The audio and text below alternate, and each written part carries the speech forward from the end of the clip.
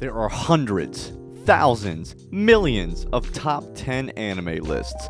The Japanese phenomenon took mainstream in the early 90s and never slowed down.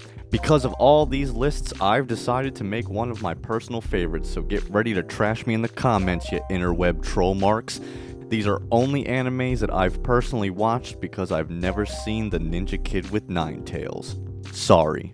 I'm Mike from Collection of Madness, and these are my top 10 animes. ぜひ購読してください。ありがとうございました。Number 10. Digimon Digital Monsters.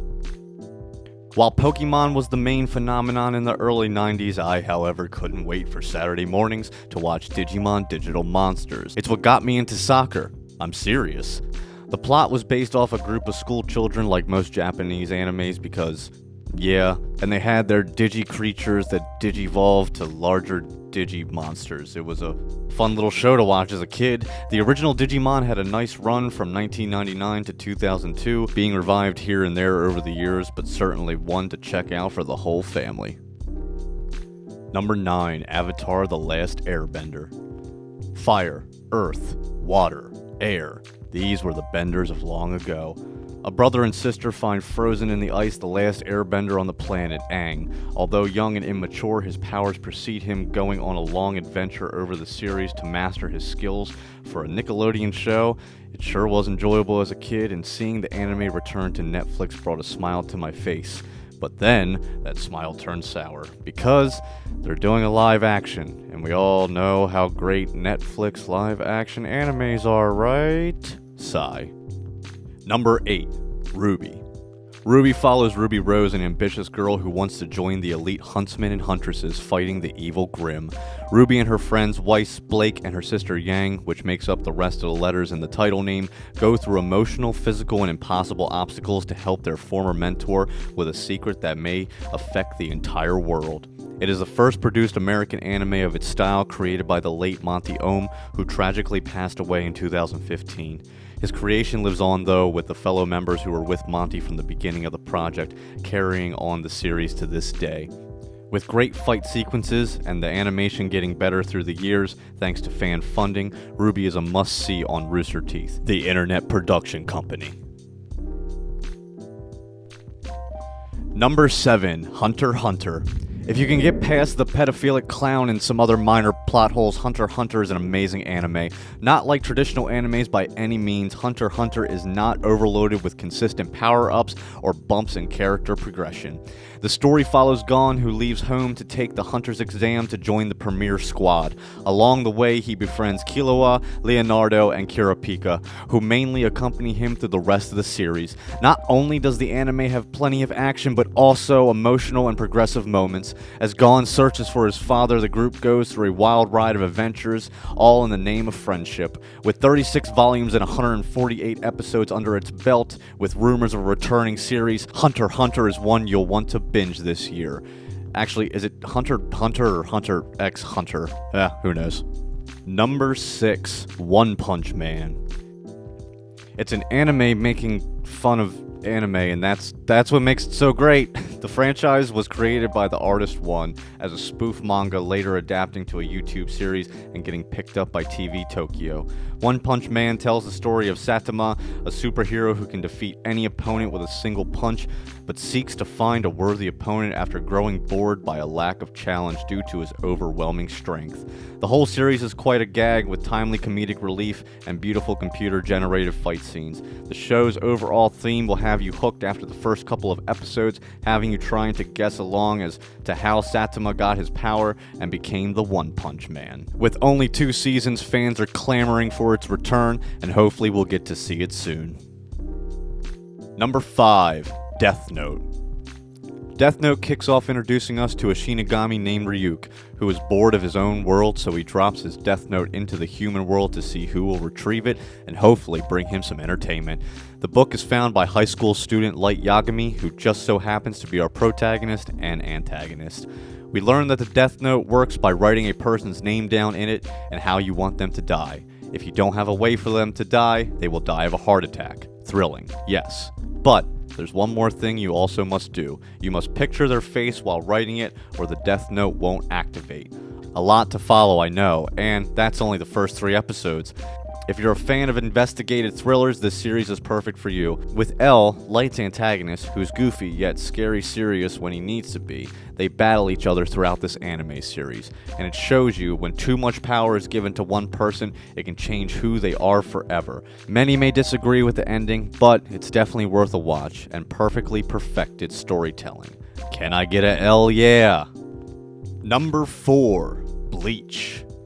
Bleach burst onto the scene in the early 2000s and grew a fan base quicker than Kim Kardashian's ass, following Ichigo Kurosaki, who becomes a substitute Soul Reaper and demolishes the evil Hollows from devouring souls.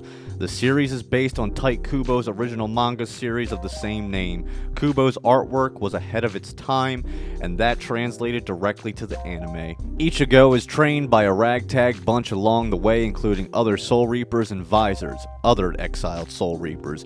Ichigo faces off against Arrancar's and Espada, and a former Soul Reaper looking to be a king. Insane power-ups, dangerous transformations, and of course every anime motivation, the power of friendship, all to overcome the enemy.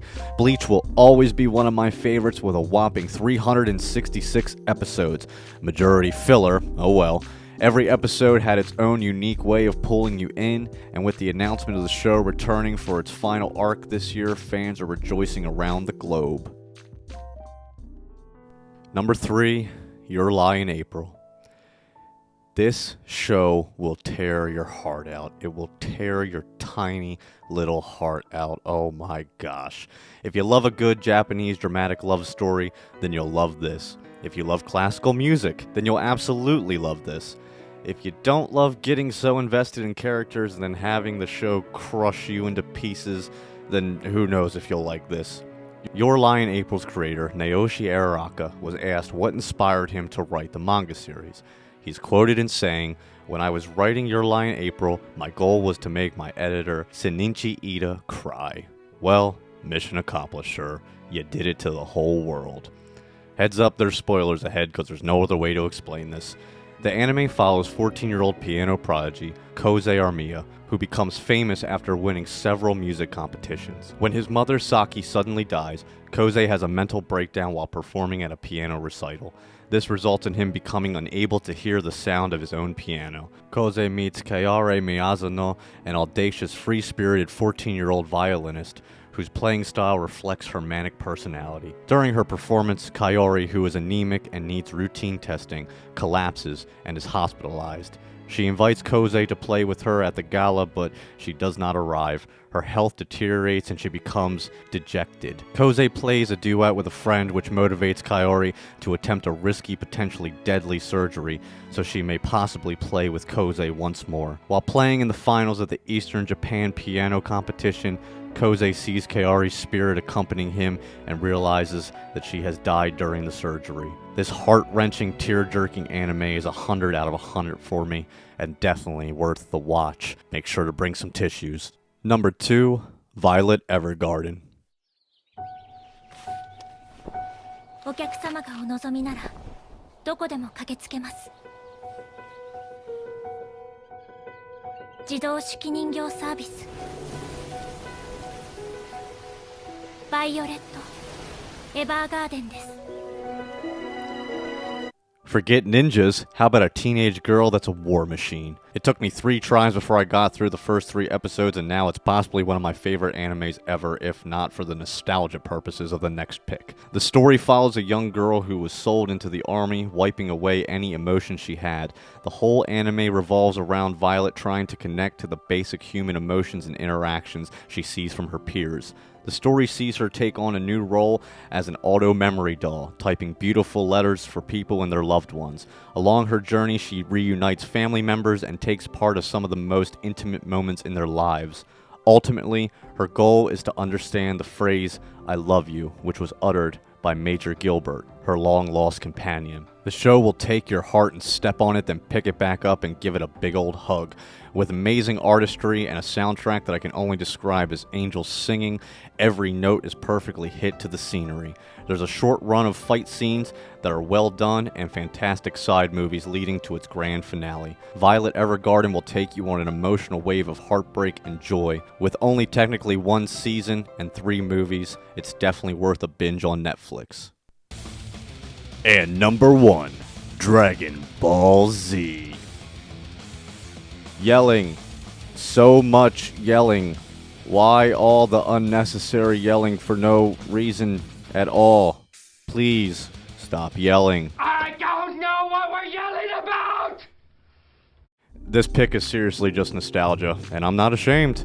It was the first traditional anime I ever saw and holds one badass special place in my heart. Everyone on this planet holds on to a piece of their inner child. Dragon Ball and watching grown men in tights throw each other around are mine. If you watched this as a kid, at some point in time in your life you tried to go Super Saiyan or conjure up a good old Kamehameha.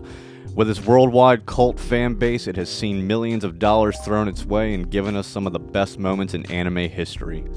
Though its predecessor and sequel are also amazing, not you GT, you bastard. Z as a standalone was the best anime I ever seen in my life, and I don't care what you think. I mean I do, but not right now. Whatever your opinion on the franchise, its 15 saga marquee and 291 episode longevity kept it at the top of the anime charts for new generations to admire and appreciate.